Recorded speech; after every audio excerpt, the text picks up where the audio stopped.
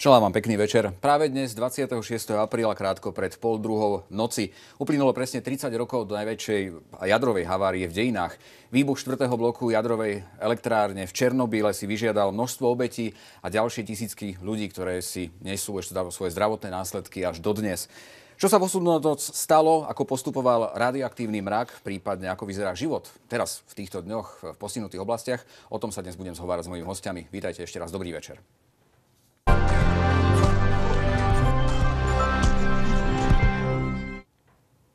Tak a teraz mi už dovoľte, aby som privítal mojich hostí. Po mojej pravej ruke sedí profesor Pavel Povinec, jadrový fyzik z Fakulty matematiky, fyziky a informatiky Univerzity Komenského. Vítajte, pekný večer. Ďakujem, dobrý večer. Máme tu aj dámy, Terezia Melicherová, expertka na radiačný monitoring SHMU. Vítajte, pekný večer. Dobrý večer. A takisto Michála Bušovská, delegátka, sprievodkyňa práve v postihnutých oblastiach. Vítajte. Dobrý večer. Dobrý večer. Skôr ako začneme, milí hostia, sa rozprávať na túto tému, tak rád by som ešte divákom pripomenul, že dnes sa môžete do tejto relácie aj zapojiť opäť otázkami. Naša mailová adresa je taktakto@teatri.com, taktakto@teatri.com. Poprosím vás o stručné otázky, aby ich bolo možno čo najviac v priebehu dnešnej relácie. Dámy, ak dovolíte, budem trošku netaktný, opýtam sa najprv pána profesora. Hovoríme o Černobyle. Predsa len, keď dôjde, pán profesor, havárii takého veľkého rozsahu, nikdy to, alebo väčšinou to nie je len jednoduchá príčina a dôsledok, ale je to súhra nejakých náhod, nejakých okolností. Možno, čo rozhodlo o tragédii? Koľko tých faktorov? Tak na prvé miesto by som dala rozhodne ten ľudský faktor. Je fakt, že aj Medzinárodná agentúra pre atomovú energiu v tej svojej prvej správe takisto hodnotila túto haváriu ako predovšetkým zlyhanie toho ľudského faktoru, ale v tej druhej správe, ktorá sa potom objavila, bola publikovaná v roku 1993, už sa dostali do popredia aj otázky konštrukcie jadrového reaktora, jeho bezpečnosti. Takže potom vlastne bola to taká súhra obidvoch týchto faktorov. Ale z môjho pohľadu ten trigger, ten začiatok tej havárie vlastne bol ľudský faktor. Pretože to nebolo po prvý raz, čo táto jadrová elektráreň sa snažila urobiť tzv. Test dobehu turbín. Pretože keď vypadne elektrická sieť z jadrového reaktora, ho treba ďalej ovládať. To nie je jednoduché zariadenie, že šťuknete vypínač a všetko je odstavené. Takže to je pomerne zložitý mechanizmus a oni sa snažili teda zabezpečiť takýto voľný chod tých turbín, aby mohli získať elektrickú energiu ešte na niekoľko desiatok sekúnd, kým nabehnú dízlové generátory ako záložné zdroje elektrickej energie. A to trvá tak 50 sekúnd až 1 minútu. A toto sa niekoľkokrát snažili. Toto bol vlastne 4. pokus na tej jadrovej elektrárni, aby toto urobili. Lenže v čom bolo to zlyhanie ľudského faktoru, bolo predovšetkým v tom, že odkladali, niekoľkokrát odložili tento test. A to preto, že nedostali povolenie, aby vypli, aby mohli odpojiť jadrový reaktor zo siete. Pretože on dodáva elektrickú energiu a v Kyjeve dostali povolenie až o polnoci. A myslím, že to bola prvá chyba hlavného inžiniera, že povolil, aby došlo k tomuto testu v nočných hodinách. To znamená, oni začali po polnoci, kedy ľudský organizmus je najhoršie pripravený na nejakú takúto... Čiže tá smena nebola dostatočná podľa vás? Dostatočne možno pripravená? Oni neboli pripravení, pretože toto mala robiť špeciálna smena, ktorá mala toto začať niekedy okolo 13. 14. hodine popoludní. Ale nepodarilo sa to ani tej večernej smene a nakoniec sa to presunulo na tú nočnú smenu. A myslím, toto bol začiatok celej tragédie. No, my sa samozrejme budeme rozprávať možno aj špeciálne o tom ľudskom faktore. Vy ste spomínali hlavného inžiniera Anatolij Ďatlov. On asi najdlhšie prežil z tej smeny, ktorá bola vo Velíne. A on bol šéf on bol vlastne zástupca hlavného inžiniera. Hlavný inžinier bol... Myslím, šéfom bol tej smeny vtedy. Tak, on bol šéfom tej smeny, ktorá robila proste tento test, ale hlavný inžinier bol vlastne Fomin, ktorý prikázal teda, že tento test sa má uskutočniť aj v tej nočnej hodine. A myslím, že toto bola mimo elektrárne. On tam nebol prítomný. A to bola, myslím si, že veľká chyba, pretože potom proste ten kolektív nebol vlastne pripravený na takýto dôležitý test. A ten kolektív, ktorý to mal robiť, už odišiel domov. Im skončila smena a oni išli odpočívať. Dobre, to si môžeme aj rozobrať trošku viac, ale aby sme aj to prvé kolečko uzavreli. Pani Melicherová, vy ste, ako som povedal, expertkou na radiačný monitoring SHMU, to znamená, keď sa povie pojem radiačný monitoring, tak asi si predstavíme, že monitorujete radiáciu, ale zrejme to také jednoduché nebude. Teda, čo všetko si pod tým môžeme predstaviť? Čo je vaša činnosť? No, zrejme si náš ústav ľudia skôr spájajú s meteorológiou a hydrológiou, čo je aj pravda teda. Ale ani ten radiačný monitoring nie je nejaká nová činnosť a už vonkoncom sa to neodvíja iba od roku 86, pretože má tú históriu ešte staršiu a tá siaha do roku 1962.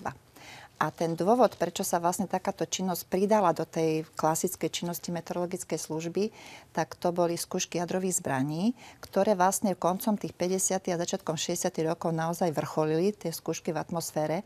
A ukázalo sa, že tá úroveň kontaminácie atmosféry je tak vysoká, že sa tomu treba osobitne venovať. A venovať sa prostredníctvom monitoringu. A keďže tie meteorologické služby sveta mali po celom svete rozložené svoje meteorologické stanice, tak vlastne bolo tak technicky najjednoduchšie pridať tam ešte nejaké monitorovacie zariadenie k tým ostatným meteorologickým a hydrologickým a tým pádom sme vlastne sa stali takýmto nejakým zástupcom toho monitoringu v tom zmysle, že sme začali merať kontamináciu zrážkových vôd.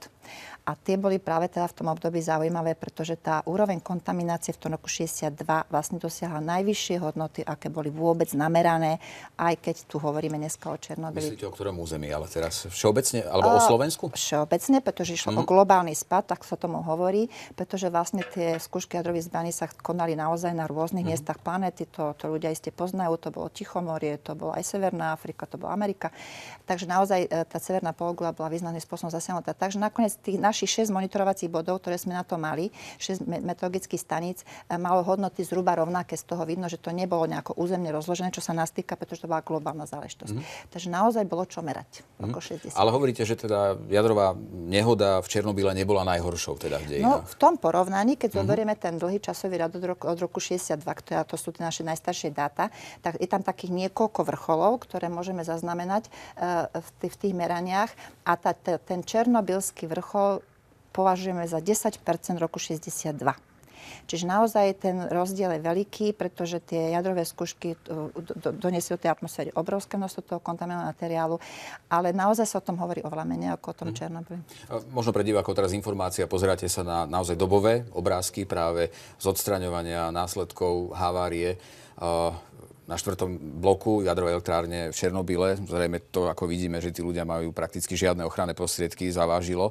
Môžeme sa o tom porozprávať, ale pani Bušovská, vás sa opýtam, lebo ak môžem trošku osobnejšie, predsa len je to také netradičné sprevádzať turistov po takejto oblasti. Ako ste sa k tomu dostali? Alebo takto pýtam sa, je to nebezpečné? Možno aj pre tých, ktorí by sa chceli vybrať do tejto oblasti? Nie je to vôbec nebezpečné. V podstate oveľa vyššiu dávku za hodinu letu dostanete na nejakom transatlantickom lete z Európy do Ameriky. Ako dostanete za 2 dní v našej černobylskej zóne. Tie úrovne radiácie nie sú nebezpečné. Samozrejme, je to všetko ladené kvôli tomu, aby ľudia neboli ohrození. Takže máme jednoduchšie cesty. Nie sú veľmi kontaminované. Celá tá zóna, napríklad mesto Černobyl, ono bolo úplne dekontaminované a dnes je tam radiácia nižšia, než ja mám doma. Ako som sa k tomuto dostala? Išla som tam ako turista. Chcela som sa naozaj pozrieť, ako to vyzerá a chcela som to pochopiť hlavne pre seba. Keď zoberieme tieto tragédie obrovských rozmerov, možno ako to vnímajú, s akými pocitmi prichádzajú turisti do tejto oblasti, alebo predsa len sa s nimi stretávate, sprevádzate ich, to znamená, ako reagujú na to, čo vidia, napríklad mŕtve mesto Pripjať, ako sa hovorí. Každý reaguje rôzne. Všetci tam chodia nájsť niečo pre seba. A každý sa snaží nájsť to, čo hľadá. Väčšinou sú šokovaní s tým, že sa nachádzajú uprostred mesta a napriek tomu tam okolo vidia les. Môžu tam stretnúť divé zvieratá. Chodí tam líška Semion. On si zvykol už na zvuk našich autobusov a príde a my ho tam nachováme a ľudia sú z toho úplne... Nie je to nebezpečné sa stretávať s týmito zvieratami? No lebo niekde som čítal, teda ja samozrejme nechcem to bularizovať, ale niekde som čítal, že ako je tam normálny život, tomu sa ešte môžeme dostať, že naozaj tam tá fauna, flóra funguje úplne v pohode, vidíme tam zelené stromy, ale predsa len, že je to dosť, že je to kontaminované všetko. Aj tie zvieratá, preto sa nemôžu loviť, nemôžu sa jesť a podobne. Ani sa nemôžu dotýkať, presne tak. Je zakázané dotýkať sa ich, pretože v srsti by mohli mať nejaké radioaktívne izotopy a človek by sa mohol vlastne kontaminovať. Takže zvieratám je lepšie sa vyhýbať, ale je považované skôr za vzácnosť, keď tam na našich cestách uvidíme stáda koní Převalského. A tie sú skutočne... To je ohrozený druh naozaj. v rámci... A tie sú skutočne nádherné. Dobre, super, takže Semiona len z diaľky. Ale vráťme sa predsa len, pán profesor, možno aj k diváckym otázkam pripomínam, že ich môžete zasielať na takto@teatri.com. To bude asi na vás. Je pravda, že následky havárie v Černobyle boli umelo zveličené? Lebo sú všelijaké dokumentárne filmy, ako postupujú roky, sú aj, ako vy ste povedali, dokonca boli zverejnené tie dve správy, ak môžem doplniť tú otázku diváka. To znamená, je to trošku zveličené? No, nepovedal by som, že je to zveličené. Vždycky treba brať do úvahy, aký zdroj informácií máme k dispozícii, pretože tie oficiálne zdroje, ktoré sú, to znamená Medzinárodná agentúra pre atomovú energiu, ďalšie medzinárodné organizácie, ktoré pravidelne robia takéto reporty o situácii v Černobyle. Takisto aj Černobylské fórum, ktoré združuje jednak postihnuté štáty Rusko, Ukrajina, Bielorusko, plus organizácie OSN ako Medzinárodná agentúra, WHO, Svetová zdravotnícka organizácia, UNEP a ďalšie organizácie. To je skutočne top svetových organizácií, ktoré sa zaoberajú environmentom. Takže oni majú predsa len iné pohľady na dopad tejto černobylskej havárie, ako má napríklad Greenpeace. Takže ak máte informácie, povedzme, z Greenpeaceu, tak ja osobne by som povedal, že tieto informácie sú zveličené, pretože nie sú na báze nejakých serióznych publikovateľných informácií, ktoré získali. Vlastne ani nevieme, ako Greenpeace prišiel takýmto záverom. Ale keď sa pozrieme na závery týchto medzinárodných organizácií, ťažko hodnotiť, že by Svetová zdravotnícka organizácia mala nejaký záujem minimalizovať dopad černobylskej havárie. Prečo by to robili? Oni naopak majú záujem teda získať informácie, pravdivé informácie o dopade černobylskej havárie. Takže takto treba chápať tieto informácie. Z toho politického hľadiska si bolo dosť zložité získať tie pravdivé informácie. Tá nehoda bola tajená, dokonca tá evakuácia sa začala, tuším, až 26 hodín po samotnej tej po prvom výbuchu, čo je asi teda zarážajúce v tomto prípade. Môžeme sa tomu venovať, pani Melicherová, predsa len, lebo hovorili ste, že to bola asi 10% toho, čo bolo najhoršie v rámci meraní. To znamená, ale keby sme to mohli aj zhutniť a povedať teda, čo konkrétne ten radioaktívny spad priniesol, teda čo všetko bolo kontaminované, ktoré možno územia boli najviac ohrozené? V tom čase, v čase Černobylu sme mali špecializované pracovisko v Jaslovských Bohuniciach, ktoré tam bolo vybudované preto, lebo sa u nás postavila jadrová elektráreň. Čiže nie kvôli Černobylu, ale kvôli našim jadrovým elektrárňam sa vlastne pripravovalo pracovisko meteorologické, ktoré bolo koncipované tak, aby vedelo počítať trajektórie šírenia sa radioaktívneho mraku pre prípad teda havárie na našom území. Aj keď teda kolegovia hovorili vtedy, že sa nerátalo s cezhraničnými účinkami také havárie, ako by sa teda rátalo iba s menšími. Táto havária bola práve že cezhraničná, to znamená, že od inakiaľ prišli k nám tie vzduchové masy, ktoré títo moji kolegovia vtedy vlastne boli schopní počítať, čo sa týka toho šírenia, pretože tieto prostriedky majú na to pripravené a preto vlastne boli schopní aj spočítať tie vzduchové masy, ktoré k nám prišli akoby v takých troch vlnách toho maxima a bolo to vlastne z 29. na 30. apríla, potom ďalšia vlna prišla 2. 3. a potom ešte 7. maja. Čiže toto oni boli schopní vypočítať. A keďže k tomu ešte patrí ďalšia informácia, ktorá je veľmi podstatná, a to je to, že kde boli zrážky v tom čase, tak vedeli vlastne určiť podľa týchto svojich výpočtov, kde tá kontaminácia bola u nás najsilnejšia v tom zmysle, že cez tie zrážky sa to dostalo na zem a deponovalo sa to. Čiže oni potom vedeli vlastne poskytnúť akúsi dodatkovú informáciu tým kolegom, ktorí sa zaoberali monitoringom, aby sa tie kapacity sústredili na tie miesta, kde bola tá kontaminácia najhoršia, čo v prípade Československa vlastne bola hranica Severnej Moravy a Poľska, pretože vtedy pri prechode jednej z tých más tam bola búrka a tam teda naozaj zostal ten depozit. A potom to ešte bolo niekoľko území na Československa, kde sa potom venovala tá monitorovacia aktivita, väčšia pozornosť, pretože tam to bolo dôležité. Čiže na toto vlastne boli použité tie prostriedky meteorológie, ktoré... Samozrejme, a čo keby sme boli konkrétni, čo bolo teda pôda kontaminovaná. Tuším, o mlieku sa vtedy hovorilo. Viem, že vy sa zaoberáte aj potravinami a teda meriate hodnoty. To nie je náš ústav, teda viem to iba od svojich kolegov, ktorí to robili v rámci hygieny. Áno, tak som vám pridal ďalšiu činnosť. Skôr pán profesor bude vedieť. Takže ja teda o tej meteorológii môžem povedať, že my sme vedeli robiť ten podklad k tomu vlastne, že kde treba zamerať tú monitorovaciu činnosť. A to už teda bola... Tak potom pán profesor na vás. Pán profesor bude vedieť viac. Tak nejak tak historicky na katedre jadrovej fyziky Matematicko-fyzikálnej fakulty Univerzity Komenského sme sa dlhodobo zaoberali takým meraním nízkych radioaktivít. Takže my sme sa vypracovali na také pracovisko, že dokážeme najmenšiu koncentráciu nejakých radionuklidov zistiť v tom životnom prostredí. A keď prišiel Černobyl, tak my sme vlastne boli mimoriadne dobre pripravení. Ale treba povedať, že to sme sa pripravovali vďaka tomu, že sme budovali jadrové elektrárne. Pretože my sme už sa začali pripravovať vlastne v 60. rokoch, 67. 68. roku. A vďaka tomu napríklad v takom rádioуhlíkovom meracom simultáne v meraných dátach v atmosfére, tak máme najdlhšie takéto dáta, druhé najdlhšie v Európe, aby som bol presný, po univerzite v Heidelbergu. A tie sú vlastne aj najdlhšie na svete. Takže vďaka tomu, že my sa týmito problémami zaoberáme tak dlho, tak sme sa vypracovali na také seriózne pracovisko a dokážeme teda naozaj merať kontamináciu v životnom prostredí. A v dôsledku tejto černobylskej havárie my sme vlastne ako prvý v strednej Európe získali informácie, že sa niečo deje na našom území. Pochopiteľne už sme mali informácie zo západných ako médií, že teda niečo buchlo, nejaký jadrový reaktor na Ukrajine, pretože americká družica poslala fotografie a tak, takže už boli takéto predbežné informácie, ale dokázali sme zistiť ten nábeh, ako zvyšovala sa táto radioaktivita na našom území a to prvé maximum vlastne bolo z 29. na 30. apríla. To zvýšenie koncentrácie bolo zarážajúce, bolo 200 000 krát v prípade cézia 137. Takže to bolo také alarmujúce aj pre nás, že sme nevedeli, ako to bude ďalej pokračovať. No ale okrem toho cézia sme merali aj ďalšie radionuklidy, takže my sme dokázali vlastne pokryť všetky tie dôležité radionuklidy, ktoré sa nachádzajú v atmosfére.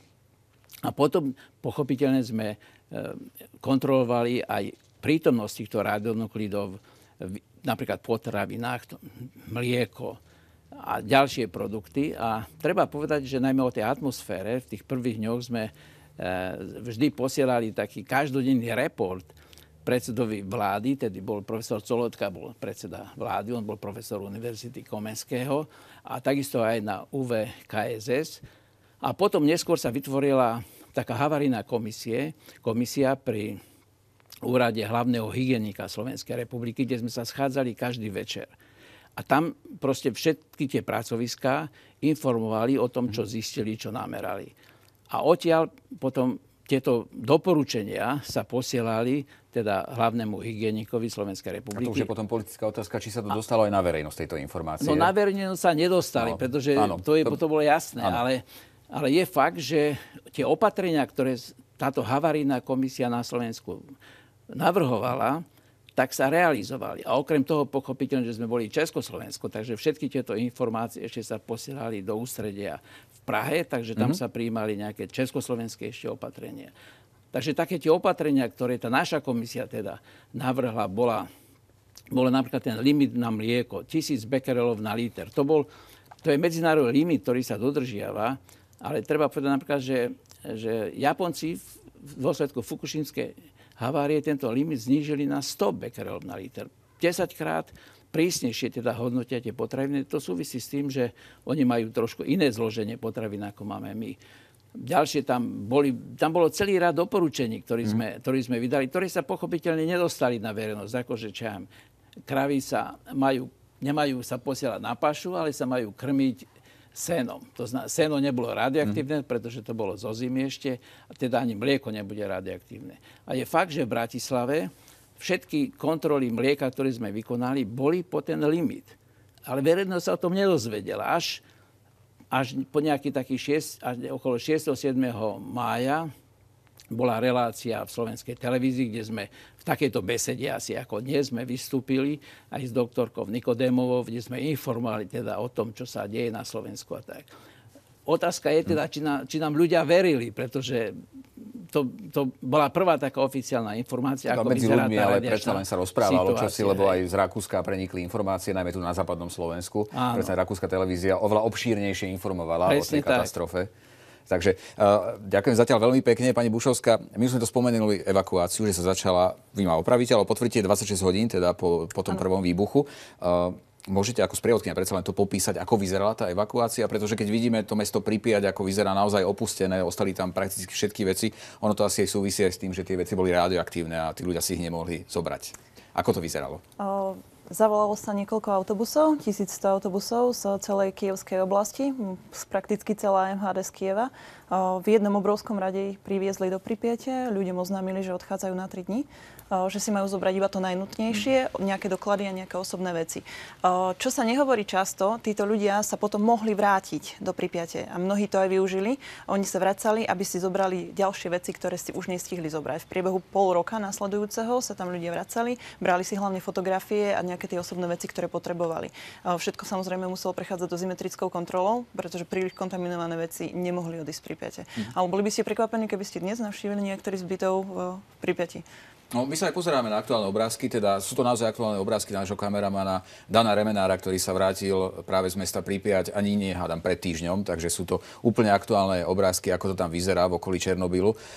Takže tá evakuácia, možno ešte keby sme sa k nej vrátili, ako dlho trvala, lebo predsa len tam bolo okolo 130 000 ľudí v tom meste? 50 000 tam bolo, ľudí. Ale 130 bolo kompletne, tak super. Tí neboli odvážaní ešte v ten deň, ako vždycky to bolo postupne, podľa toho, či sa nachádzali v tej 10-kilometrovej alebo v 30-kilometrovej zóne od jadrovej elektrárne. Bolo to všetko veľmi pokojne, ľudia nerobili paniku, vôbec nemali nejaký stres, boli nešťastní. Najhoršie to bolo práve pre tých starších ľudí, ktorých evakuovali neskôr, okolo 5. mája, napríklad Černobyl bol evakuovaný až 5. mája 1986. A tam bolo problém presvedčiť tých starých ľudí, že naozaj niečo, čo nevidia, necítia, ale je tam a môže im to veľmi ublížiť. Preto mnohí ľudia boli neochotní opustiť svoje domovy a nechceli odísť z tej svojej rodiny. Oni sa tam narodili, prežili tam celý život, mali tam všetky spomienky a pre nich to bolo veľmi ťažké. Ale napokon väčšinu odviezli. Niektorí sa ale vrátili. Už v roku 1987 sa tam vracali do tých menej kontaminovaných oblastí a odvtedy tam žijú. Nazývajú sa samosoli. Občas ich chodíme navštíviť, nosíme im potraviny a trochu sa im snažíme pomáhať. A sú z toho naozaj reportáže a to už teraz neviem, kto mi odpoviete. Ako tí ľudia, keď sa vrátili do tých postihnutých oblastí, ako tam, dá sa tam normálne žiť teraz? Nehrozí im nejaké ožiarenie? Alebo tým, že tam žijú už toľko rokov po tej nehode? No, stále im hrozí to ožiarenie, pretože tá radioaktivita tam je, proste ten spád na... v tej pôde, to znamená, oni si to majú také malé záhradky, sú to také typické ukrajinské alebo ruské dedinky, tie drevené domčeky, malé okienka, taká klasika ukrajinsko-ruská, takže pochopiteľne, všetko je tam radioaktívne, ale nie sú zase tie hladiny radioaktivity také vysoké, že by to naozaj bolo tak životu nebezpečné. A druhý dôležitý faktor je, že sú to všetko starí ľudia. Presne tak. A to sú ľudia, ktorí majú, povedzme, okolo 70 rokov. Tragédia Černobyla sa týka predovšetkým mladých ľudí. Proste detí. Pretože 10 rokov trvá približne, kým sa vyvinie leukémia alebo nejaké iné ochorenie takéhoto charakteru. A u tých starých ľudí, no keď má niekto 70 rokov, tak počíta aj v Rusku alebo na Ukrajine priemerná dĺžka života nie je taká zase dlhá, to je nejakých 67 rokov. Takže počítajú s tým, že áno, už tam dožijeme tých 10 rokov, už nám to môže byť ukradnuté. Už tam proste budeme bývať v tom prostredí, kde sme žili a tu nám je dobre.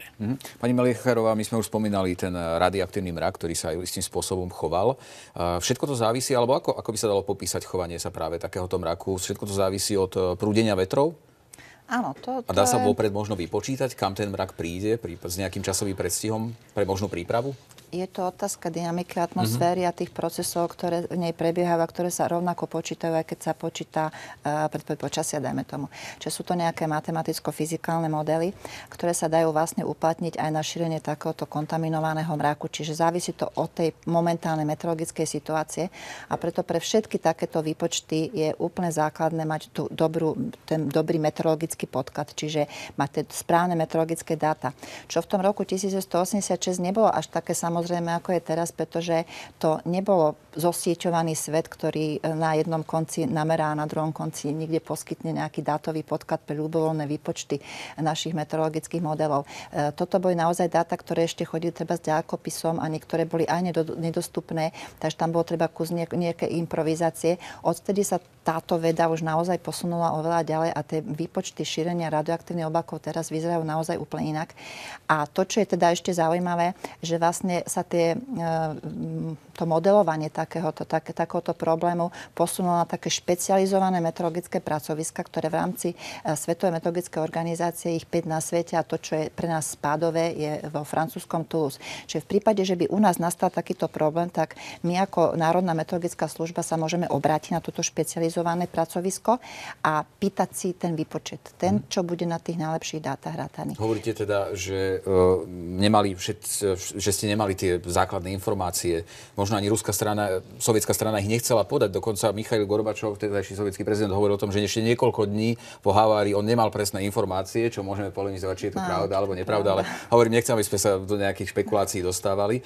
To znamená, že momentálne ten systém odozdávania tých informácií už funguje asi na modernejšej báze. Áno, samozrejme, to je vlastne naozaj prepojená sieť tých národných meteorologických služieb, ktoré si tým spôsobom už týchto moderných telekomunikačných technológií tie dáta sprostredkovajú. Pretože vlastne iba takým spôsobom sa dá robiť moderná predpoveď počasia. To naozaj nemá hranice. Pán profesor, ešte sa vrátime možno k tej smene, aby sme sa potom mohli posunúť aj ďalej, aj do budúcnosti jadrových elektrární. Či majú budúcnosť nielen na Slovensku, ale aj v Európe, možno vo svete.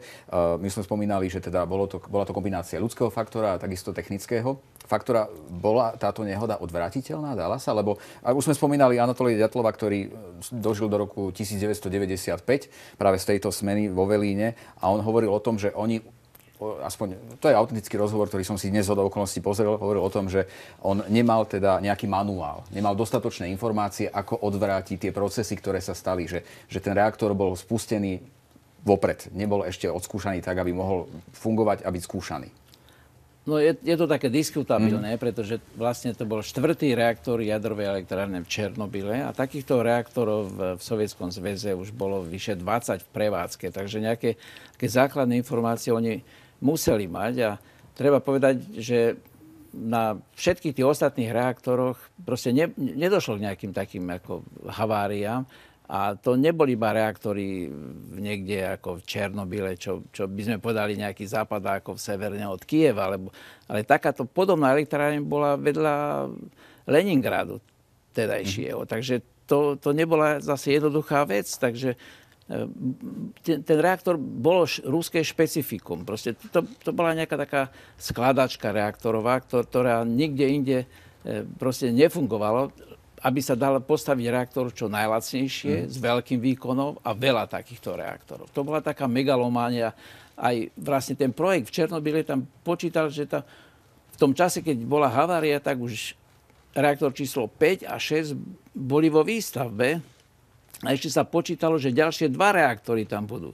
Takže si viete predstaviť na jednom mieste ako 8 takýchto reaktorov, no to ja môžem jediný nazvať megalomániou. Proste tie bezpečnostné predpisy sa tam nedali dodržať. A to bolo hneď jasné v prípade tej havárie toho 4. reaktora, pretože po tom výbuchu začal horieť 3. reaktor, ktorý bol neďaleko, tak jeho strecha začala horieť. A práve ten hlavný inžinier Fomin, aby proste zastavil tú prevádzku na tom 3. reaktore, tak on im ešte prikázal, áno, pokračujte, nič sa nedieje, všetko to zvládnete. Až nakoniec ten vedúci smeny toho 3. reaktora povedal, že chlapci, končíme a ideme domov a len robíme bezpečnostné opatrenia. To bolo to obdobie aj studenej vojny, to znamená, že zrejme Sovietsky zväz aj potreboval sa voči západu nejako vymedziť, ukázať a predsa len tú propagandu, že dokážu, možno, že megalomanské projekty takisto na vlastnej báze vytvoriť a možno aj tam bolo nejaké zlyhanie. Áno, a veľa vecí sa tajilo. Aj to bol taký tajný reaktor toto, lebo tým, že bol taký zvláštne konštruovateľný, bola to taká skladačka, že ste skladali tie kanály a postupne ste budovali väčší a väčší reaktor. Takže nemal nejakú takú veľkú tlakovú nádobu, ako jadrový reaktor má hrúbke železa 10 cm. Pochopiteľne nemal containment, ale aj naše reaktory v Bohuniciach alebo v Mochovciach nemajú containment. Ale už majú inú konštrukciu. Ale toto sú celkom reaktory inej konštrukcie, podstatne bezpečnejšie tieto. Takže ten reaktor mal celý rád nedostatkov, závad, konštrukčných závad, ktoré boli nebezpečné. Teraz je diskutabilné, či tí ľudia vedeli alebo nevedeli. No ten zástupca hlavného inžiniera hovorí, že oni nevedeli o tom, že tam takéto závady boli, ale stále si myslím, že sa dopustili triviálnych metodických chýb, ktorých sa nemali dopustiť. A preto ja by som kládol ten ľudský faktor na prvé miesto. My sa k tomu ešte vrátime, pani Bušovská. Vráťme sa trošku, ale poďme do tej súčasnosti. Existujú, keď má niekto záujem navštíviť takúto oblasť, existujú nejaké obmedzenia, buď zdravotné, vekové? Kto každý môže ísť do takejto oblasti? Hlavne vekové.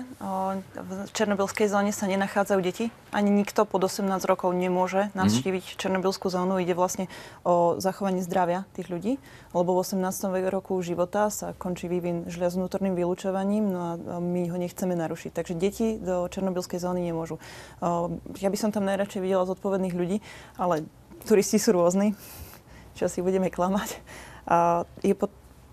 Potrebujete len to pas. Nesprávajú sa podľa pravidiel? Sú tam nejaké prísne pravidlá? Skúste povedať, aké sú pravidlá. Sú tam veľmi prísne pravidlá. My si vždycky musíme požiadať o vstup do jednotlivých zón. Tých zón je niekoľko. Je tam tá 30-kilometrová zóna, je tam 10-kilometrová zóna a zóna samotnej elektrárne.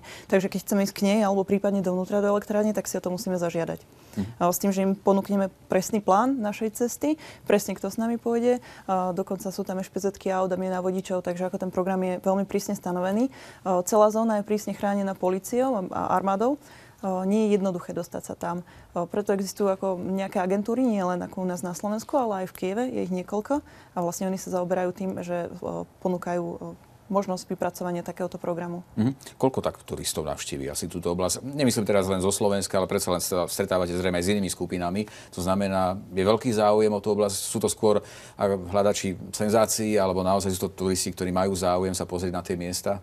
Zhruba 8 000 ľudí ročne navštíví túto zónu. Jedná sa o niektorých takých urbexákov. To sú ľudia, ktorí sa zaujímajú o také polorozpadnuté budovy a radi to fotografujú. Potom sú to ľudia, ktorí poznajú počítačové hry. Je mnoho hier s touto tematikou. Sú to ľudia, ktorí čítali literatúru. Mnoho kníh je venovaných práve černobylskej zóne. Nie len černobylskej zóne, napríklad Poviedka bratov Strugackých.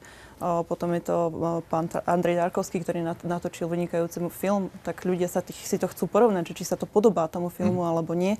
No a potom sú to ľudia, ktorí sa chcú dozvedieť viac o tej nehode. Čo sa tam stalo, ako to bolo a chcú si precítiť. Dostanú sa voľne všade. Už ste vravili, že sú obmedzenia, ale teraz aj vidíme momentálne náš kameraman, ako ide teda asi v jednom z tých bytov, momentálne v tamojšej bytovke, alebo sú to presne vymedzené cestičky, keď ich vodíte?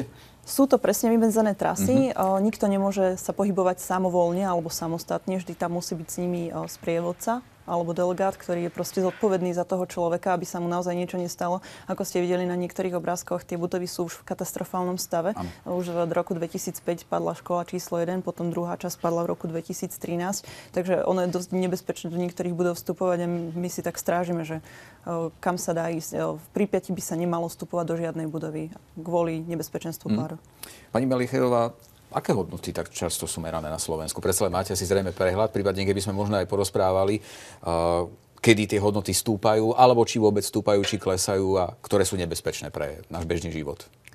No áno, ten náš monitoring je naozaj monitoringom v reálnom čase, takže my vlastne každých 10 minút môžeme poskytnúť čerstvé informácie o tom, ako vyzerá radioaktivita v ovzduší. Je to robené tým spôsobom, že na tých meteorologických záhradkách našich profesionálnych, ktoré ľudia určite poznajú z nejakých dní otvorených dverí, kde okrem tých množstva meteorologických prístrojov je vlastne sonda, ktorá meria dávkový príkon gamma žiarenia vo vzduši, čiže to je prostriedok. Ako my vieme v automatizovanom režime vlastne na každej tej meteorologickej stanice tento parameter sledovať a v podstate s posunom nejakých 10 minút po našich dátových linkách ho máme v Bratislave na Kolibe a vieme teda, ako tá situácia vyzerá. Tie bežné hodnoty, keby sme to chceli povedať číselne, teda, tak by sme povedali, že sa pohybujú od 100 do 150, 200 nanosievertov. To sú také naozaj bežné hodnoty nášho prírodného pozadia. Lebo aby sme to predsa len divákom povedali. Môžem to s niečím porovnať. No, super, výborne. Môžem to s niečím porovnať. Takže to sú hodnoty, ktoré vlastne vyplývajú z toho prírodného pozadia a z toho, aká je geológia na príslušnej stanici. Takže máme stanice, ktoré majú trochu vyššie hodnoty. To sú treba také stanice na Lomnickom štíte alebo na Chopku, kde vlastne už do toho vstupuje kozmické žiarenie a tá geológia, to je tých Tatier, ktorá je teda taká aktívnejšia. No a keď sme to chceli s niečím porovnať, čo je možno zaujímavé pre ľudí, že čo je také prevýšenie, ktoré môžeme zaznamenať, tak to je napríklad, keď po dlhom období sucha začne pršať, tak ja sa nemusím pozerať na zrážkové dáta, ale pozriem sa na tie dáta toho dávkového príkonu a vidím treba, že na tej stanici práve dorazila tá vlna od západu, až tam prší, pretože sa zvyšuje ten dávkový príkon. Pretože z toho vzduchu sa vymýjú tie nuklidy, ktoré v ňom prirodzene sú. Potom natečie tá voda na zem, odtiaľ sa vytlačí radon, ktorý je takisto radioaktívny a namerá to tá sonda. Takže toto sú také dôvody, alebo treba po dlhej zime, kedy bola veľká snehová pokrývka, tak tá pokrývka sa roztopí a vtedy sa uvoľní vlastne ten pôdny vzduch obohatený tým radónom, radioaktívnym plynom a zase idú hodnoty hore. Čiže vidíme to podľa toho dávkového príkonu. Ale keď to chceme porovnať s niečím iným zásadným, čo ľudia ale bežne teda zažívajú, tak to sú tie príklady cestujúcich na palube lietadiel.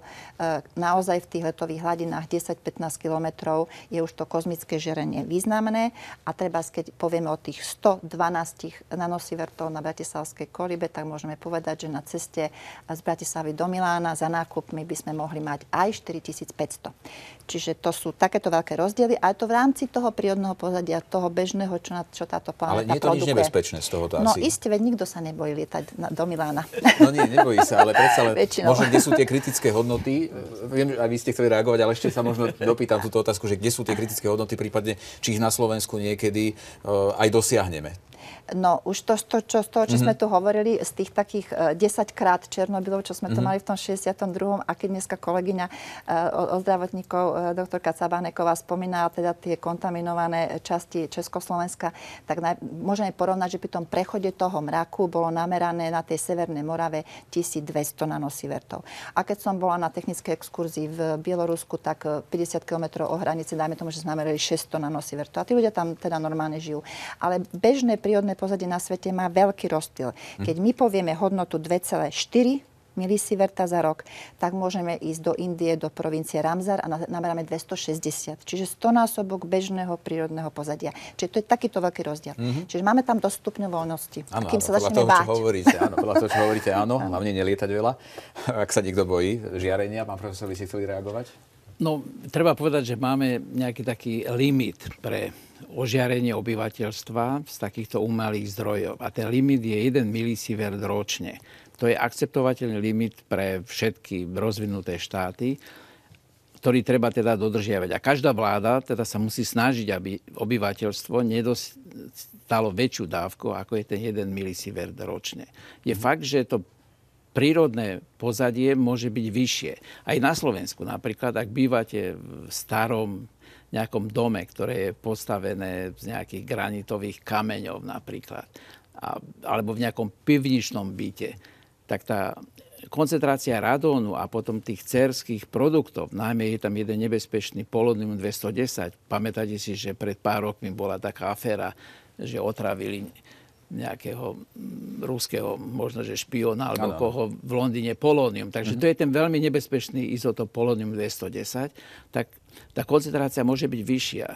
Môže byť 10 milisievertov, aj 20 milisievertov, aj 30 milisievertov. Takže prekračujete vlastne povedzme 30-násobne ten limit, ktorý je povolený pre obyvateľstvo. Ale keby náhodou pani Melicherová k tomu došlo, tak ako informuje váš ústav o tom, že teda je tu nejaké prekročenie, je to ako v tých rokoch tedy.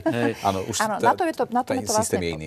Ale aj u nás na katedre napríklad sme robili taký výskum a ešte pokračuje ďalej, že sledujeme takéto oblasti, napríklad na Záhorí, v Záhorskej Bystrici alebo v Slovenskom Rudohorí. Je to vždycky tam, kde to podložie je bohaté na urán a tórium.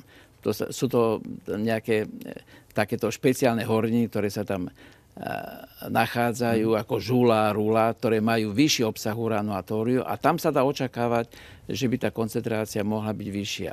Existuje legislatíva, že nové domy, ktoré sa stavajú, že by toto mali brať do úvahy, ale práve stále to nefunguje tak, že by proste to obyvateľstvo bolo chránené. Že v súčasnosti by ste si nemali postaviť dom, nemohli kúpiť, povedzme, stavebný materiál, ktorý by neprešiel cez nejakú takúto kontrolu, aby tá výsledná dávka, ktorú získate v tom dome, teda bola po tú dovolenú dávku, povedzme, ten 1 milisievert.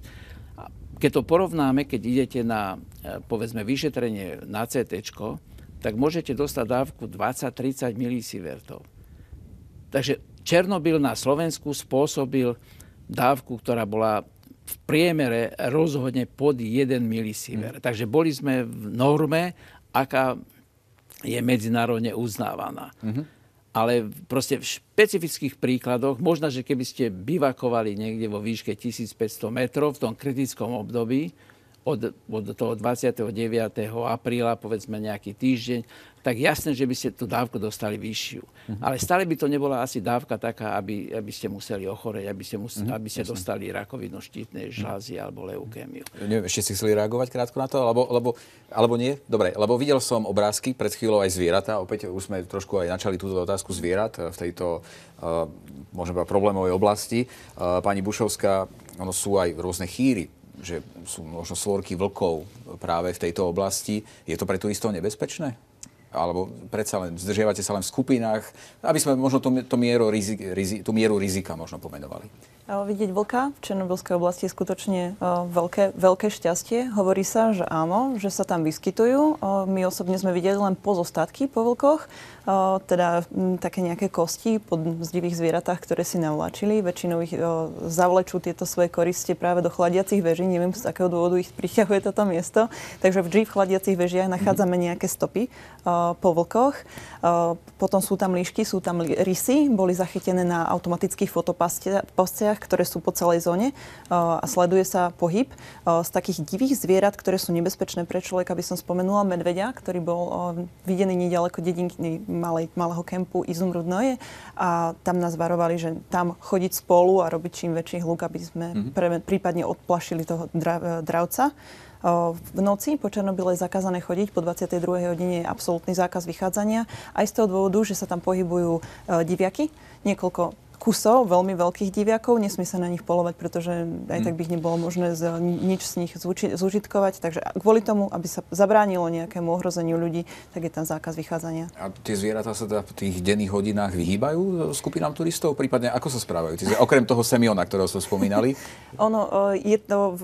Je to živé mesto. To znamená, že ako náhle začne ranný ruch, tak tam chodia autá, tak tí zvieratá utečú do tých vonkajších oblastí, možno, že do lesov, do okolia. A cez deň som tam občas vidieť tie kone Převalského a sem tam Semiona, ale to je všetko. Dobre, toľko Semion je dnes hviezdou dnešnej debaty, mám taký pocit. Takto @teatri.com, to je naša adresa. Ešte sa vrátime k jadrovej elektrárni v Černobyle. Čítal som, že k úniku radioaktivity prispeli aj hasiči privolaní na miesto. Neviem, či na to môžeme reagovať. Nie, no to už nebolo. Ten prvý, proste tie úniky boli vlastne 3 z tej jadrovej elektrárne. Tak aspoň to hodnotíme z toho dopadu na naše územie. Proste v Bratislave sme namerali 3 také píky v rozložení tých radionuklidov, povedzme cézia, alebo aj jódu 131. Ten prvý bol toho 29. 30. apríla a potom po nejakých 4-5 dňoch tie ďalšie 3, ale tá amplitúda bola podstatne nižšia. Takže to, že proste prispelo, proste oni sa snažili, hasili, pochopiteľne z počiatku, možno tam liali iba vodu, takže tie páry išli hore, takže to mohlo zvýšiť proste tú koncentráciu tých radionuklidov, ale potom proste bolo to nahradené tým, že proste do tej reaktorovej jamy sypali piesok, dokonca olovo, bor, proste také rôzne zlúčeniny, aby zabezpečili práve únik tých radioaktívnych materiálov. Voda pochopiteľne nebola riešením, ale oni museli hasiť aj oheň. A ten oheň bol nielen v tej reaktorovej jame, aj v tom okolí jadrovej elektrárne. No možno to bolo vyslené tak v rámci toho, že sa hovorilo o možnom ďalšom výbuchu, ktorý bol veľkou hrozbou, keď teda by sa dostala, tá magma, tuším to bola, by sa dostala k tým podzemným vodám, kedy by naozaj došlo už asi veľkej reakcii. Tam sa dokonca hovorilo, že časť Európy by nebola obyvateľná. Je to len fáma, alebo naozaj také niečo mohlo nastať? To nemohlo nastať, pretože došlo k uvoľneniu asi 3% toho jadrového materiálu, ktorý bol v tom reaktore, takže proste vznikla nejaká taká magma, nejaká taká hmota, ktorá na spodku sa teda ako uzavrela, takže to špekulovala sa teda, že došlo k výbuchu akoby, že atomovej bomby, lenže keď sa spočítal celkový ten výťažok, tak bol proste podstatne nižší, tak povedzme na úrovni nejakých 10 tón trinitrotolového ekvivalentu. Takže keď to porovnáme s atomovou bombou vo Nagasaki alebo Hirošima, to boli okolo 20 kilotón, takže minimálne 20 000 krát väčšie, aby z toho bol výbuch atomovej bomby. Dobre, lebo keď sa vrátime do tej oblasti, tak už som to spomínal v rámci tejto relácie, že je tam pomerne rušný život. Vy ste povedali, že sú tam zvieratá a vidíme tam na obrázkoch aj teraz aktuálnych, že sú tam zelené stromy a na druhej strane sa hovorí, že radioaktivita je nezlučiteľná so životom. Súvisí to nejako? Neviem, kto na toto môžete odpovedať. No, nedá sa to tak povedať, pretože radioaktivita je s nami. Proste celý život, celý vývoj Zemegule ide s radioaktivitou. Ako Zemegula bola vytvorená, tak tie dlhožijúce, hovoríme, že primordiálne radionuklidy, ako je Drasli-40, izotopy uránu, tória, oni majú dlhé počasie rozpadu miliardy rokov. Naša Zem má vek 4,6 miliardy rokov. Takže oni majú porovnateľné rozpady, počasie rozpadov, takže pochopiteľne tu sa nachádzajú v zemskej kôre. Takže oni sú naši súputníci. Radioaktivita je všade okolo nás. My sme radioaktívni. Toto štúdium je veľmi radioaktívne. Máme sa bať? Nemusíme sa bať, pretože sme na to zvyknutí. A tie koncentrácie tých radionuklidov nie sú také veľké. Na Slovensku náhodou tie koncentrácie sú pomerne nízke, ale tuto pani kolegyňa hovorila, čo je v Indii, ale aj v Brazílii napríklad, alebo v nedalekom Fínsku, alebo v Iráne. A to ma zaujalo, predsa len tá India, lebo už vtedy ja som si tú poznámočku robil, že prečo práve India? Prečo práve na to? Je to také špecifické miesto, ktoré z hľadiska tej geológie má obrovské množstvo takých nejakých podzemných prameňov, ktoré tam vychádzajú na povrch. Čiže to sú tie zlomy, o ktorých hovoril pán profesor, popri ktorých sa vlastne na povrch zemský dostávajú tie produkty tej radioaktívnej premeny tých geologických štruktúr. A preto to môže byť až takto vysoké. A v tej Brazílii to sú takisto také vysoké hodnoty, keď si pozriete niekde na internete to Guruaparu s tými čiernymi plážami, na ktoré sa chodí s obľubou letovať. A sú tam naozaj také miesta, ktoré som pozerala na nejaké také mapy monitorovacej, kde tie hodnoty sú také podobné ako pri černobylskom reaktore niekde na ulici. A teda rozhodne ten, čo tam leží na tej pláži, tak by ho to ani nenapadlo snad niekoho. Myslíte, ale pri súčasnom teda reaktore, nie pri výbuchu, pochopiteľne. Hej. To znamená, keď hovoríme o tom, že tam je rušný život, že tam naozaj tá príroda teraz momentálne vyzerá relatívne dobrá aj zvieratá. To znamená, že už tá oblasť nie je taká kontaminovaná, ako hovorila pani Bušovská. Neviem, či máte takéto údaje vy teraz momentálne v pamäti, ako to tam momentálne vyzerá v tejto oblasti, čo sa týka tejto radioaktivity. No, to sú údaje, ktoré online bežia na internete, takže tam to možno porovnať to s tým, čo je normálne, alebo čo je u nás a tak. A tí ľudia sa tam vracajú. Ja som to pozerala skôr z tej opačnej strany, z tej bieloruskej, kde sme boli naozaj kúsok od hranice a kúsok od Černobylu, kde tie dediny sú obývané. A to, čo mňa teda prekvapilo, nie že sú obývané a žijú normálnym životom, ale ja som ako si tak očakávala, že to poľnohospodárstvo tam nebude veľmi fungovať, lebo čo by tam niekto tak asi mohol pestovať, veď to je kontaminovaná pôda. Ale navštívili sme Radiologický inštitút v Gomeli, kde sa vlastne celé tie časy počernobylské tým odborníkov venoval tomu, ako vlastne navrhnúť také agrotechnické postupy, ktoré dokážu minimalizovať ten transport tých radionuklidov do toho koncového produktu. Takže to sú obrobené polia. Oni sú obrobenejšie ako mnohé časti Slovenska, čo ma teda naozaj zarazilo, pretože tam by som čakala skôr, že sa to vyprázdni tá oblasť tak prirodzene a tí ľudia sa presťahujú do inej časti Bieloruska, lebo tam je dosť miesta. Tam nie je až taký tlak na pôdu, ako treba v tom Japonsku. Ale nie, tam je to naozaj všade, to vidno ten život, ktorý tam stále prebieha. Ľudia tam predávajú jahody na trhovisku. A predpokladám, že naozaj žijú naozaj tým bežným životom, ako to tak zvonka vyzerá. A že nie sú asi ani chorejší možno, ako my sme i ostatní. Takže my asi naozaj sme sa schopní prispôsobiť tej dávke, keď to hovorím o tom rozdieli 100-násobnom oproti tej Indii trebárs. Takže ten človek má tú takú dynamiku v sebe asi, aby sa na to zvykol. Môžeme to porovnať, pani Bušovská, že ako tam vyzerá ten bežný život týchto ľudí, prípadne ako príjmajú návštevy turistov. Sú priateľskí? Vždycky je to v závislosti od jednotlivcov, ktorých navštívime. Existuje niekoľko ľudí, ktorí sú veľmi šťastní, že stretnú turistov, že stretnú nových ľudí. Pretože, ako hovoril Ivan Ivanovič v jednej dedinke Parišev, mám tu 4 susedov, už s každým som sa porozprával o všetkom, som strašne rád, že vidím nejakých turistov, ale zároveň sú tam ľudia, ktorí sa nechcú stretávať s ľuďmi, ako bola pani učiteľka, ktorá žila v obci Zalisia. To bola vlastne posledná obyvateľka tejto obce. A ona nerada stretávala turistov. Ona sa s nami skutočne nechcela vydávať. V lani vlastne zomrela. Zomrela na vysoký vek. Ona bola veľmi staručká dáma. A ona to vnímala veľmi citlivo. Pre ňu to bolo veľmi nepríjemné stretávať turistov s kamerami, so zvedavými otázkami. Ale sú ľudia, ktorí sa stretnú veľmi radi a porozprávajú, ako si čo dopestujú na tých svojich malých políčkach. Ponúknú vám jablčkom, domácim pestovaným. Vítajú to turisti? Alebo odporúčate to ochutnať? Nie. Nie? Neodporúčam ochutnávať. Ja sa priznám, áno, jedno jablko som ochutnala, ale opäť bolo treba vedieť, ako to jablko zjesť a ktoré časti z neho zjesť. Ktoré? Treba sa vyhnúť jaderníku. A potom je to v poriadku. Navyše tým, že Parišev je dosť južne od jadrovej elektrárne, tam je to v podstate radiačné pozadie do 0,11-0,20 mikrosieverta za hodinu, takže vlastne skoro čisté. No a domáci sú veľmi milí, sú veľmi pohostinní, ponúknú vás domácou pálenkou, ktorú si takisto robia z tých miestnych produktov a žijú si tam spokojne a šťastne. Všetko si dopestujú, všetko majú.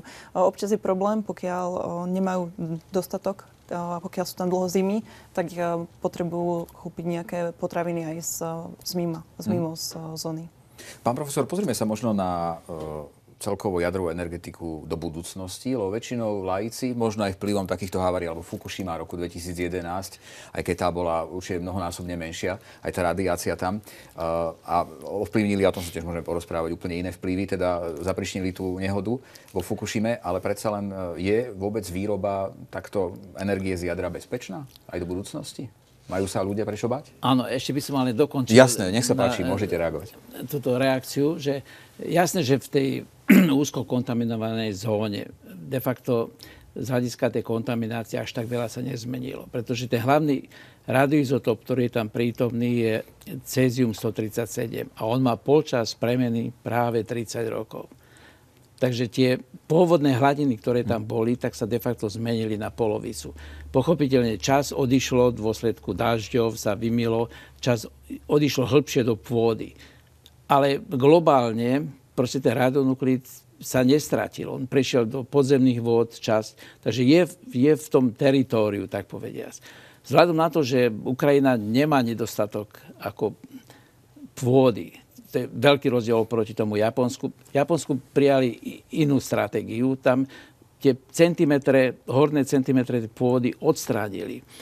Proste vyorali to, zakopali niekde preč a teraz obyvateľstvo sa vrácia do nekontaminovaného prostredia. Takže to je trošku rozdiel oproti tomu černobylskému prostrediu, kde je to nechané tak, ako si na dožitie. Povedal by som, je to taká divočina. Proste celá tá teritória, ktorá je ohradená, žije si takým svojím vlastným životom. Bude tá oblasť niekedy čistá vôbec? Dá sa to vypočítať? Od čoho to závisí? Keď to takto nechajú, tak to môžu byť aj tisícky rokov, pochopiteľne, pretože tie kontaminácie sú tam veľmi vysoké. No a teraz tej vašej otázke budúcnosti. Energetika teda? Ja som asi zaťažený proste to jadrovou energetikou, pretože ja som jadrový fyzik, robím na katedre jadrovej fyziky. 14 rokov som bol v Medzinárodnej agentúre pre atomovú energiu, takže pochopiteľne ten môj profesionálny život je vlastne spojený s jadrovou energetikou. Ale snažím sa presviečať teda ľudí, možno, že presvedčím aj dnes našich poslucháčov, že má budúcnosť, predovšetkým takých štátov, ako sme my. Pretože my sme keď to tak zoberieme, de facto chudobný štát. Nemáme nejaké veľké zdroje. Náš hlavný potenciál sú ľudia. Kvalitní ľudia, vedomosti a tak. Takže v tomto my sa môžeme ako realizovať. Ale my sme aj na druhej strane jadrová veľmoc. My sme veľmoc...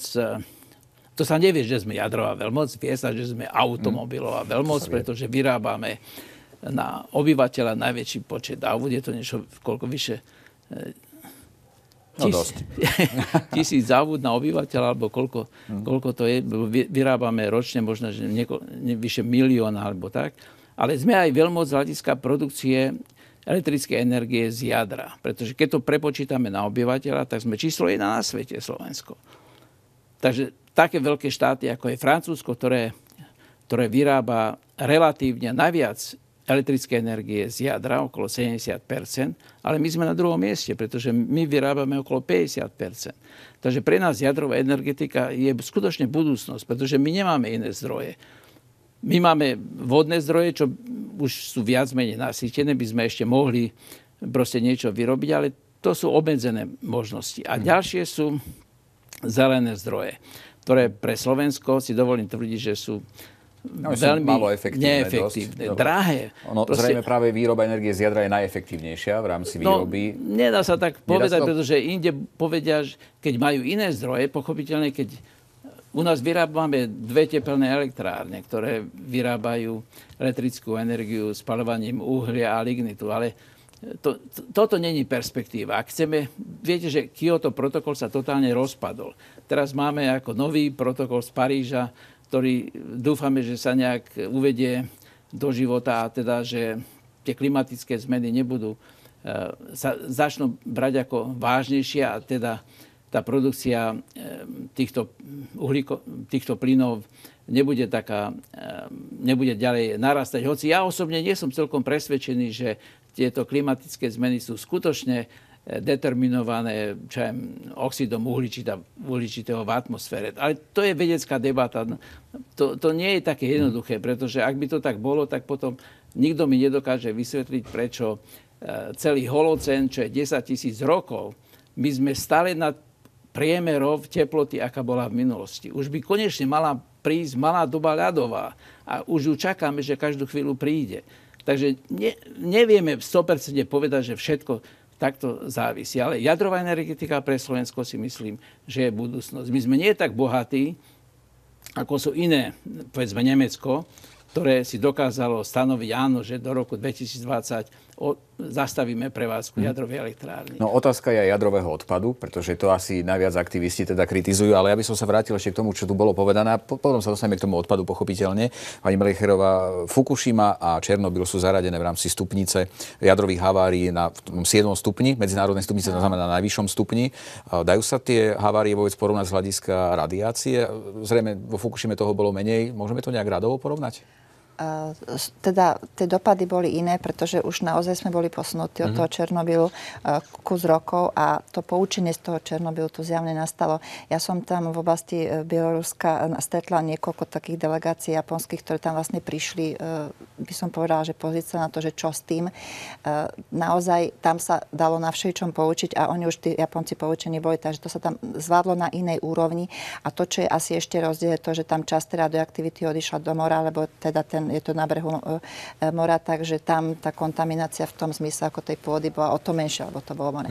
Ale to, čo by možno zaujímalo, to, že to bolo teda veľmi ďaleko od nás, napriek tomu ja som teda už nebola účastná toho černobylského monitorovania, pretože som prišla do ústavu až neskôr, ale už počas tej Fukušimy si spomínam na to, že ľudia mali naozaj veľké obavy, že či táto havária nebude mať dopad na nás. Takže keby sme ten dopad porovnali, čo si ja môžem teda dovoliť cez ten radiačný monitoring, tak naozaj tá vzdialenosť od tej Fukušimy bola tak veľká, že čo sa týka toho dávkového príkonu, čo je taká sumárna, nie až taká, by som povedala, detailná nejaká hodnota, to je taká, by som povedala, tak nahrubo trochu zmerané a až keď je problém, tak sa vlastne potom ide do toho, že aké nuky tam boli. Takže čo sa týka toho dávkového príkonu, ktorý sa tak automaticky u nás meria na tých staniciach, tak tam to nebolo merateľné. Tá Fukušima naozaj, keď sme to potom porovnali s 3 rokmi dozadu a s 3 krajinami v okolí, tak to boli naozaj také tie bežné hodnoty, aké sa teda merajú bežne. to je ten rozdiel proti nám, že tá Fukushima bola teda ďaleko od nás a nezasiahla nás. A čo sa týka toho rozdielu, tam tie rozdiely boli určite, profesor Polenec o tom určite vie viac, alebo tam bol aj osobne, ale to, čo mne teda pripadalo byť také, som to pociťovala z tej svojej roviny, že hovorme o ľuďoch vo Fukushime, nebojme sa tu na Slovensku, lebo to je voči tým ľuďom v tej Fukushime také trochu neseriózne, pretože tu naozaj nebolo čo merať a ľudia sa báli takým neprimeraným spôsobom. A mne sa skôr pýtala takéto vcítenie a tá taká empatia do toho, že problém majú ľudia v okolí Fukushimy, ktorí sa musia vysťahovať treba zo svojich domovov. A to mi tak nejako chýbalo aj v tých médiách, aj v tom, ako to ľudia vnímali. Možno u nás to aj preto tak vnímali, lebo predsa len v tých 80. rokoch tie informácie boli kuse a predsa je to nejaká prízma minulosti, ktorú si každý nosí so sebou. To je to aj taká možno psychológia v tomto. Pani Bušovská, keď sa ešte, pozeráme sa opäť na obrázky Černobylu, a respektíve Pripjat, toto je mesto Pripjat, ale aj okolie tam sa myhne. Tí ľudia sa vysporiadali svojím spôsobom s tou haváriou? Aké je ich myslenie? Myslia ešte na to, hovoria o tom často, že aké to bolo vtedy a prípadne už zabudli, preniesli sa, žijú svojím úplne normálnym životom, ak to tak môžem povedať pri týchto obrázkoch? Nikdy sa nepreniesli, ani sa nemôžu. Predstavte si vy, že vám povedia, zoberte si veci, odchádzate na 3 dní a vy sa tam nevrátite. Oni nemali nejaké záložné plány. Veď to bolo v dobe Sovietskeho zväzu. Tam neboli nejaké možnosti, však pôjdeme bývať s nami. U nich to nebolo. Oni mali všetko v tých malých bytíkoch, v tej ich milovanej Pripjati. Stretla som sa s niekoľkými ľuďmi, ktorí pochádzali z mesta Pripjat a hovorili mi, že keby sa tam dalo vrátiť, predajú byt v Kieve, nechajú všetko, čo majú v Kieve a vracajú sa tam. Pre nich to bolo nádherné mesto. To mesto bolo výkladovou skriňou Sovietskeho zväzu. Obchody boli výborne zásobované, ľudia tam boli spokojní, mali nádherné byty, ktoré neboli štandardné v Sovietskom zväze, práve že naopak boli nadštandardné a väčšie. A ľudia sú strašne nešťastní. Oni sa cez to nepreniesli nikdy, ani sa neprenesú. Tam teda bývali len zamestnanci elektrárne v tomto meste Pripjat? Zamestnanci elektrárne a ľudia, ktorí sa starali o taký ten bežný chod toho mesta. Nikto iný tam nemal nejaký veľký prístup. Keď sa tam chcel niekto dostať, tak aby neklesali v potraviny v obchodoch, tak museli mať špeciálne polenky už v tom čase. Aha, takže naozaj to bolo tak izolované mesto. Možno preto tam ľuďom bolo tak dobre. Keď aj človek pozerá tie dobové obrázky, zábery, ešte pred samotnou haváriou, tak vyzerajú tí ľudia veľmi spokojne, aj keď samozrejme to všetko je relatívne. Predsa len veľa na kamere sa nedá takto niekedy vidieť a niektoré obrázky môžu byť, nechcem to povedať priamo, ale propagandou. Pán profesor, asi sa k tej Fukushime budete chcieť vyjadriť. Viem, že ste tam naozaj boli, vy ste k tomu aj vydávali medzinárodnú prácu, to znamená naozaj v tejto oblasti ste urobili veľa a potom by sme sa k tomu odpadu dostali. Áno, niekoľkokrát som bol, náhodou tiež to bolo tak historicky ako s Černobylom, že teda sme boli pripravení na nejaké také merania. Už predtým, a to bolo ešte počas môjho pobytu v Monaku, že sme sa zaoberali radioaktivitou mora. Bola to taká špecifika. Človek z Bratislavy, z vnútrozemia príde ako do Monaka a má sa stať expertom na radioaktivitu mora a teda viesť nejaké medzinárodné projekty, ktoré sa týkajú radioaktivity. A vzhľadom na to, že náhodou som mal šéfa Japonca a on proste veľmi ako bol tak nadšený na náš výskum, tak nám vybavil $10 miliónov, takže sa mi podarilo vybudovať veľmi dobré laboratórium v Monaku a ako by na dôvažok toho potom sme sa venovali aj výskumu radioaktivity mora okolo Japonska.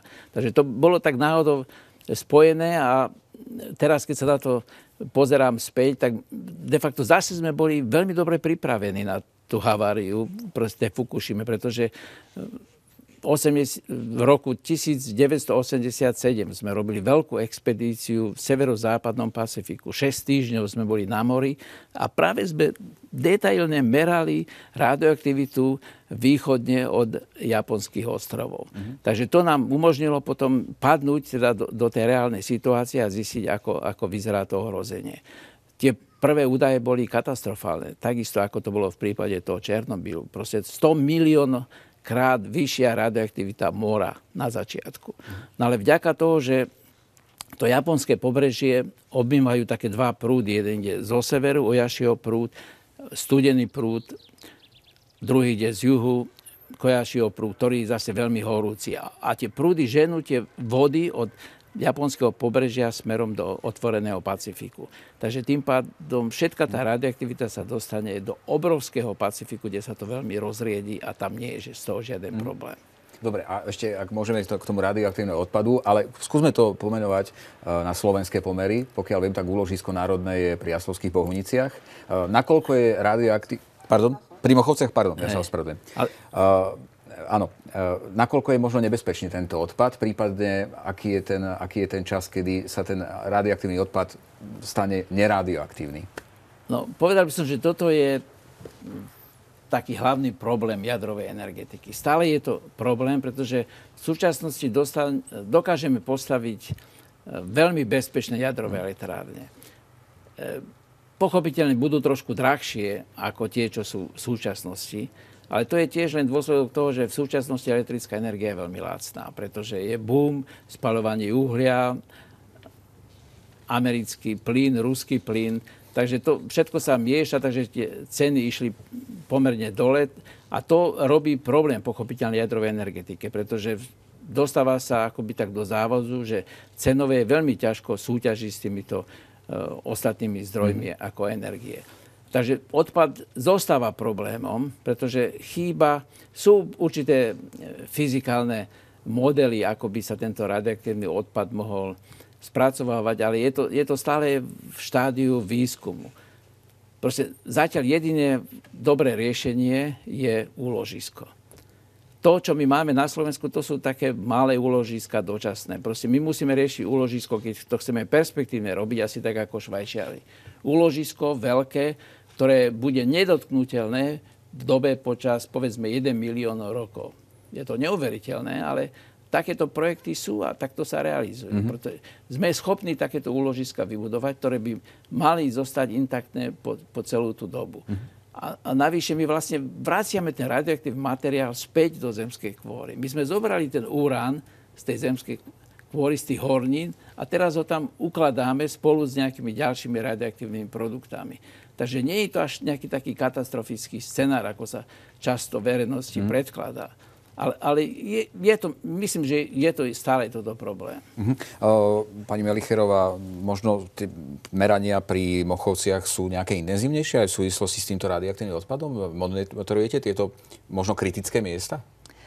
Pri Mochoveckej elektrárne aj pri Bohunickej máme meteorologickú stanicu. Oni boli dokonca teda aj tak navrhované a koncipované, aby to bolo také meteorologické zázemie vlastne tej stanice. Napríklad v Bohuniciach poznajú ľudia okolo chodiaci, že tam máme taký vysoký meteorologický stožiar, ktorý tam práve preto, lebo pre prípad havárie a pre prípad počítania tých modelov, ako som spomínala, je veľmi dôležité vedieť tie výškové hladiny vetra. Čiže naozaj na to ten slúži ten vysoký stožiar. V Mochovciach máme taký nižší 45-metrový, ale to sú naozaj trochu špeciálnejšie vybavené meteorologické stanice. Napríklad v tých Bohuniciach prevádzkujeme taký arosový zberač, ktorý je vlastne súčasťou takej arosovej monitorovacej siete Rakúska. A my sme ho vlastne takto darom od Rakúšanov dostali. Je to už naozaj spolupráca asi z roku 2004. Vo veľmi takom, by som povedala, už teraz priam kamarátskom duchu prevádzkujeme toto zariadenie. No a to je práve zariadenie, ktoré dokáže automaticky robiť teda ten rozbor tých filtrov, ktoré sa tam exponujú a povedať nám aj o tej umelej radioaktivite, aj teda tie nejaké hodnoty, ktoré by mohli byť kritické. Je to automatická záležitosť, čiže je to, čo treba na systém časného varania. Ešte nebolo namerané na Slovensku? Nie. Zatiaľ neboli. Dobre, tá časť našej relácie sa pomaly bude končiť. Naozaj to veľmi letí, o tom by sa dalo rozprávať veľmi veľa. Tak v závere možno by som ešte urobil jedno kolo, ak dovolíte, milí hostia. Predsa pani Bušovská, ak sa niekto rozhoduje, či ísť do tej oblasti, alebo neísť do tej oblasti. Alebo možno ktorým ľuďom by ste to odporúčali, ktorým rozhodne nie. Už sme hovorili, že teda po 18 rokov je zakázané túto oblasť navštevovať. Aké by bolo vaše odporúčanie? Ktokoľvek, ale nie tehotné ženy. Že nie tehotné ženy, ale keď niekto teda možno psychicky labilní ľudia, ako vyzerajú reálne tie obrázky, čo má človek v hlave, teda, keď vidí, keď je momentálne na tých miestach? A vždy to závisí od jednotlivých ľudí, aký majú oni vzťah k tomuto miestu a ako sa k tomu oni postavia. Takže vždycky je to od tých ľudí, v závislosti od nich.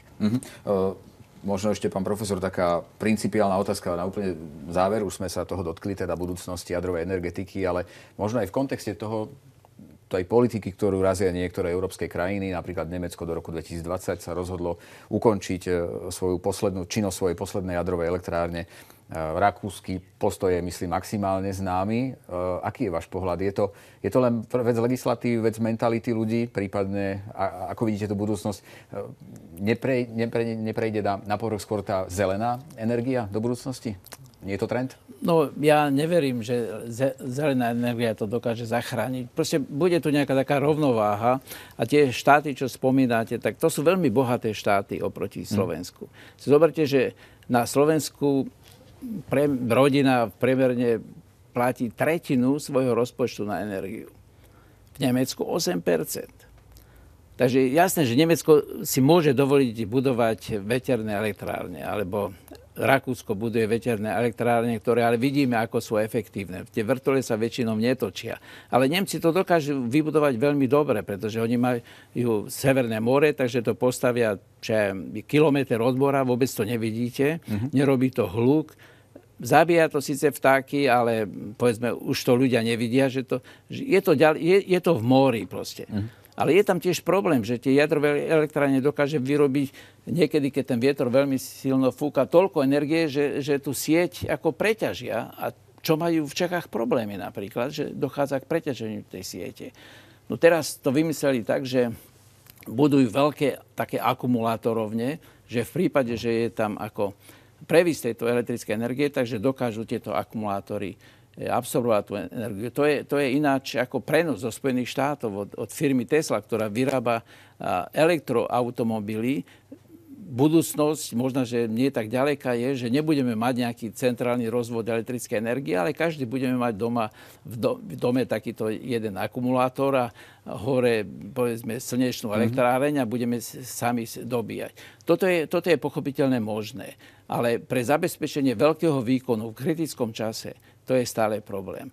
Čiže zrejme podľa vás jadrová energetika má budúcnosť. Ja si myslím, že má budúcnosť. Asi by ste nepovedali, že nie, predpokladám.